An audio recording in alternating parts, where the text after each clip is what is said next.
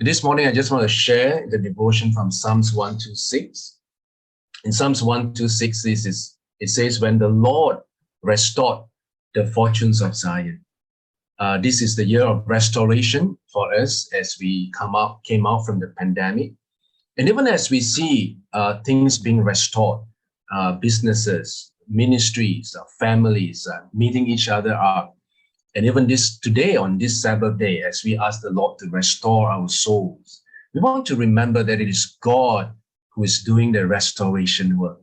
And so the psalmist says, when the Lord restored the fortunes of Zion, we can say that to ourselves, when the Lord restored the fortunes of Malaysia, when the Lord restored your fortunes and my fortunes, restoring us after the pandemic, we were like those who dream.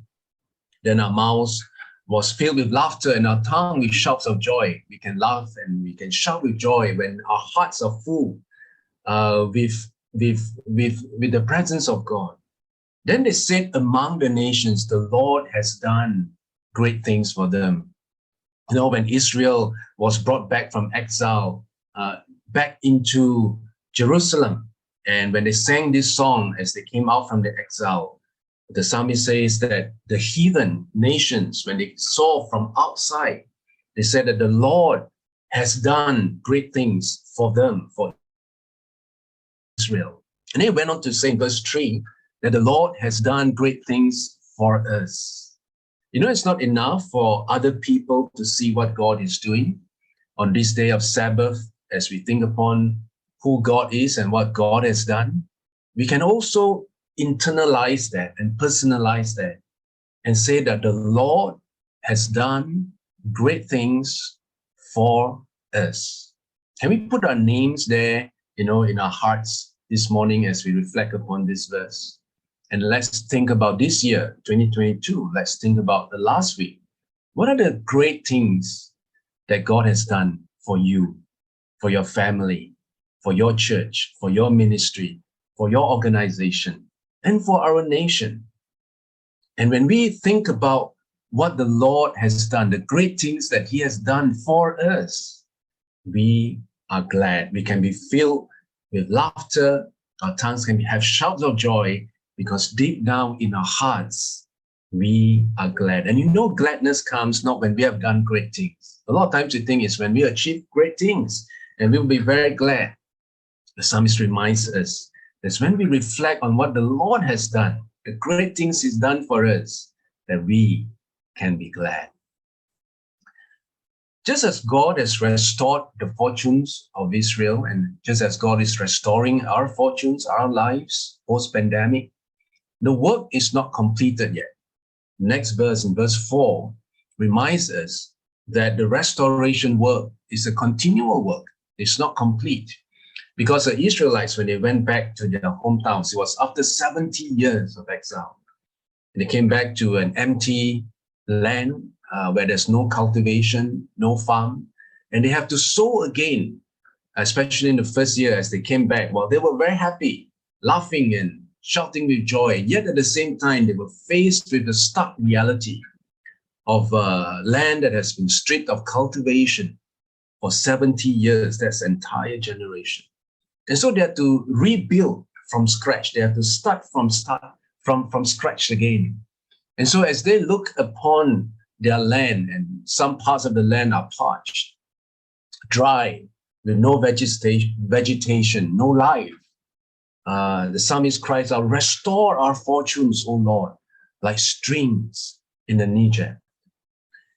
What he's praying for is that the streams in the Niger refers to the geographical location of Israel at that time, where when there are rainfall in the mountainous areas, then it will result in the streams being filled, and these streams will bring fresh water to the parched land, so that there's life, there's vegetation, and there is human flourishing. And so the psalmist is praying, Lord, let restore our fortunes like streams in the Niger. And this is what we can pray for and continue to pray for a nation today, that the Lord's mighty rushing torrents of power will continue to sweep across our nation, from Kedah to Johor, from to Sabah, to Sarawak, from east to the west, that every single area of Malaysia will be swept with the power and the presence of God.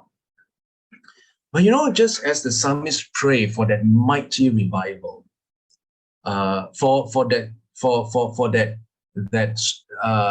presence of God to sweep across, he also said, those who sow in tears shall reap with shouts of joy. Even as we pray for God to work, even as on this Sabbath day we rest in the Lord and remind ourselves that primarily it's God who is doing the work, it doesn't detract from the fact that God works through us. And we are called to be the sowers. It says, those who sow in tears shall reap with shouts of joy. God works in and through us. That when there is to be life, there's to be cultivation, there still needs to be someone who sows the seed. Verse 6 says, he who goes out weeping, bearing the seed for sowing, shall come home with shouts of joy, bringing his sheaves with him. All of us want to see spiritual harvest, don't we? Or any kind of harvest for that matter. But we can only harvest when we sow. And it says here that he who goes out weeping, bearing the seed for sowing, shall come home with shouts of joy. In other words, there is a promised harvest for us if we keep on sowing. Okay, we can stop the screen share for now as I close. And this morning, I think of all of us who are sowing. It could be a mother who is sowing in the lives of children. It could be a pastor sowing in the lives of his or her congregation. It could be someone who is sowing seeds in the community or in the nation. And sometimes the sowing gets tough. Sometimes the sowing gets very difficult. Sometimes we sow, or many times we sow in tears. But there's a promise for us that if we don't give up, that the Lord will make the seed grow, and that one day we will bring in all the sheaves with shouts of joy. Because those of us who sow in the Lord, as we sow in the Spirit, we shall also reap life and peace. I want to end this morning's devotion with a quote from Henry Nouwen. It says, the spiritual life does not consist of any special thoughts, ideas, or feelings. A lot of times you think it's like that. To be spiritual means you have some special, fantastic thoughts, ideas, or feelings. It says no. But the spiritual life is contained in the simple, ordinary experiences of everyday living. Simple, ordinary experiences of everyday living. And so as we spend our weekend today and tomorrow, as we go about doing our work, going to the market, driving on the road, speaking to relatives, having a dinner with friends or family, in a simple, ordinary life, let's sow seeds. Seeds of love, seeds of joy, seeds of kindness, seeds of peace, seeds of grace. And as we sow these seeds, the Lord will give us a harvest.